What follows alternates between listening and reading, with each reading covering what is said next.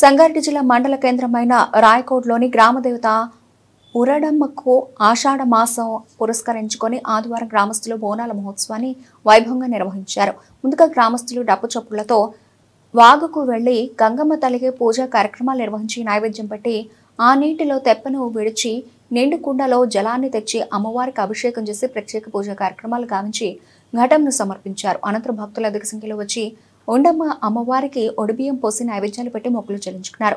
తదనంతరం డప్పు చప్పుల నడుమ శివసత్తుల పూనకాలు, పోతురాజుల విన్యాసాలు, పిల్లలు పెద్దలు యువకులు నృత్యాల నడుమ పురవీధుల గుండా ఊరేగింపుగా వచ్చి మహిళలు అమ్మవారికి బోనాలు సమర్పించారు. సందర్భంగా ఆలయ సన్నిధిలో అన్నప్రసాద వితరణ గావించారు.